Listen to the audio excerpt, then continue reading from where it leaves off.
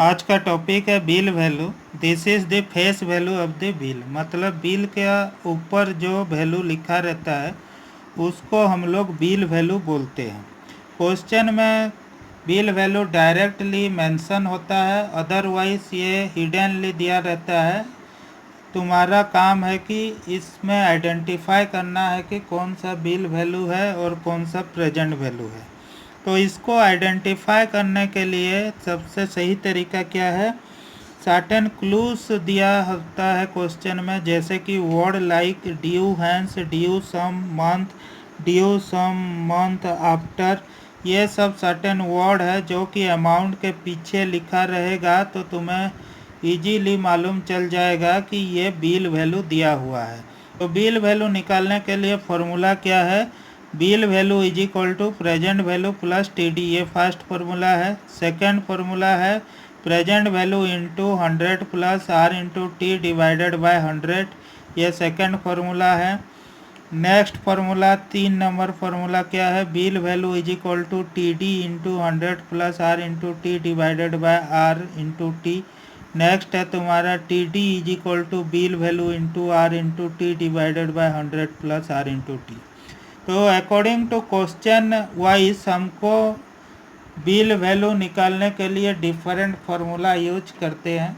जो क्वेश्चन में जो दिया रहता है उसी को खाली वही फार्मूला में फिट कर लेते हैं। जैसे कि कोई क्वेश्चन में अगर प्रेजेंट वैल्यू दिया रहेगा डायरेक्टली और रेट ऑफ इंटरेस्ट और टाइम दिया रहेगा तो सेकंड फार्मूला पुट करेंगे।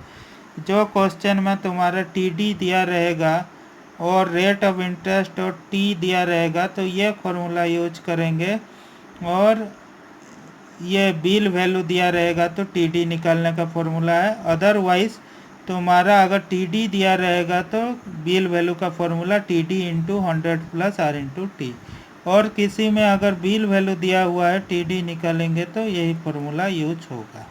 तो एक नंबर देखो, इसमें दिया हुआ है तुम्हारा find the bill value of 7500 payable after 6 month. इसमें बिल वैल्यू हमें निकालना रहता है। तो बिल वैल्यू निकालने के लिए तुम्हारा क्वेश्चन में दिया है 7500। ये तुम्हारा प्रेजेंट वैल्यू है, क्योंकि फाइंड द बिल वैल्यू बोला है। ये कॉमन सेंस का बात है। अगर बिल वैल्यू निकालना है तो फिर एक बार कैसे बिल वैल्यू दे सकता है। तो ये प्रेजेंट वैल्यू है, present value into 100 plus R into T divided by 100। ये सेकंड फार्मूला को हम लोग पुट कर लेंगे। अब ये सेकंड फार्मूला में पुट करके तुम्हारा जो वैल्यू आएगा ये 7500 इंटू 100 और इंटू 1 डिवाइडेड बाई 2। ये 6 मंथ हम लोग ईयर में कन्वर्ट किए हैं। 6 divided by 12 is equal to 7725 is the answer. Next तुम्हारा कॉन्सेप्ट क्या है, नेक्स्ट कॉन्सेप्ट है बैंकर्स गेन। बैंकर्स गेन क्या है, nothing but the excess of BD. जो निकालना हम लोग को मालूम था, आगे हम लोग बीडी निकालते थे बैंकर्स डिस्काउंट, माइनस टीडी कर लेंगे तो ये बैंकर्स गेन निकल जाएगा। तुम जब main course of commerce join करोगे तो ये सब कॉन्सेप्ट तुम्हारा क्लियर हो जाएगा। खाली तुम्हें टर्म्स जानना है। एफसी लेवल में फाउंडेशन कोर्स हम लोग पढ़ रहे हैं, तो इसका टर्म्स खाली हमें मालूम करना है, ताकि मेन कोर्स में जब एडमिशन तुम्हारा हो जाएगा उसमें तुम्हें इजी होगा। एलाबोरेटली तब हम लोग पढ़ेंगे। अब खाली तुम लोग टर्म्स जानो। ये बैंकर्स गेन क्या है, the extra profit available to the bankers as banker's gain. ये क्या है कॉन्सेप्ट, बीडी जो हम लोग निकालते थे माइनस टीडी कर देंगे तो ये बैंकर्स गेन निकल जाएगा। तो यहाँ पे तुम्हारा कुछ फार्मूला है बैंकर्स गेन का, BG is equal to B D minus T D और BG is equal to T D into R into T divided by 100। अब हम लोग एक क्वेश्चन यहाँ पे करेंगे।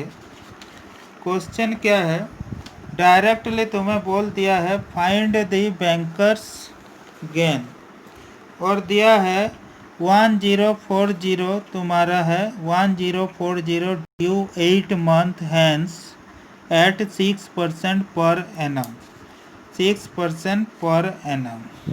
तो यहाँ पे फाइंड दी बैंकर्स गेन बोला है। तो बैंकर्स गेन निकालने के लिए हम लोग का फॉर्मूला क्या है, हमें मालूम है BD माइनस TD। तो यहाँ पे दिया हुआ है ड्यू, तो ये बिल वैल्यू दिया हुआ है जो कि 8 महीना बाद पेमेंट होना है। फ्यूचर वैल्यू हमेशा बिल वैल्यू होता है जो कि फ्यूचर में पेमेंट होता है। तो 1040 जो है इसके ऊपर हम लोग BD निकालेंगे। BD is equal to simple interest on bill value है। तो सिंपल इंटरेस्ट जैसे हम लोग फार्मूला निकालते थे PTR, ऐसे ही यहाँ पे बिल वैल्यू तुम्हारा P है प्रिंसिपल, इनटू तुम्हारा यहाँ पे जो मंथ है उसको ईयर में कन्वर्ट किए हैं 8/12 इंटू 6 जो तुम्हारा रेट ऑफ इंटरेस्ट यहाँ पे क्वेश्चन पे दिया हुआ है। इसको सॉल्व करेंगे तो 41.6 निकलेगा।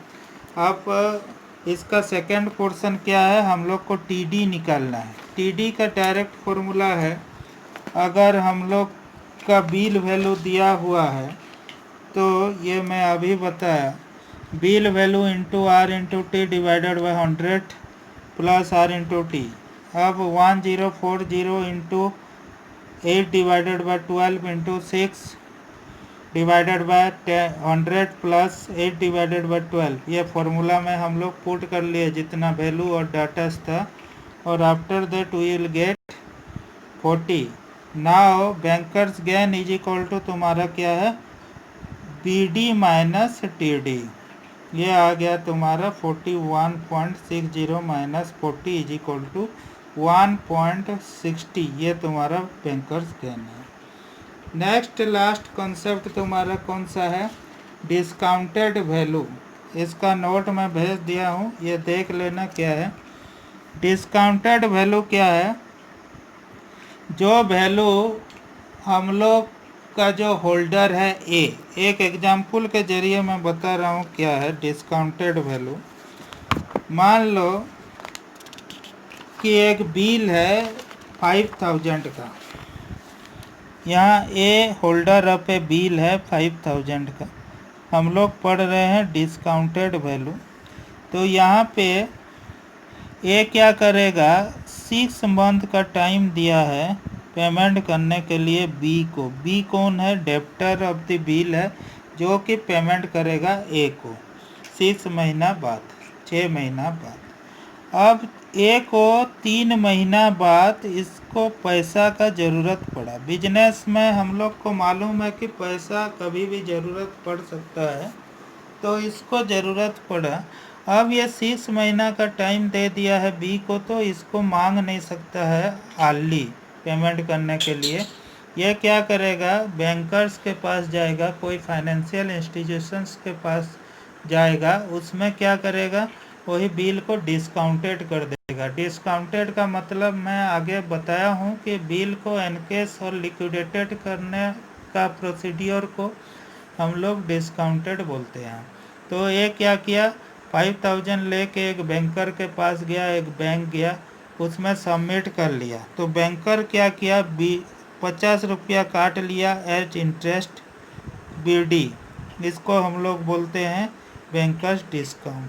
और रेस्ट ऑफ द अमाउंट जो तुम्हारा 5000 माइनस BD, ये बिल वैल्यू माइनस BD जो है, और जो रहेगा 4950 जो रहा, यह discounted value. In simple word bill value minus BD is equal to तुम्हारा क्या है, डिस्काउंटेड वैल्यू। यह निकालने का फॉर्मूला क्या है, discounted value is equal to bill value minus BD। Secondly तुम्हारा क्या है, bill value is equal to discounted value into, ये बिल वैल्यू अगर निकालना है और डिस्काउंटेड वैल्यू क्वेश्चन में दिया हुआ है, तो discounted value into 100 divided by 100 plus और माइनस R इंटू T। तो यहाँ पे बिल्स ऑफ एक्सचेंज का मैथ में हम लोग को खाली अगर क्वेश्चन समझ में आ गया है तो बहुत इजी है, कुछ नया टर्म्स है खाली इसमें। अगर हम लोग सही से इसको एलाबोरेटली थोड़ा पढ़ेंगे, ये टर्म्स अगर समझ में आ जाएगा तो इजीली हम लोग इसका मैथ कर पाएंगे। Thank you.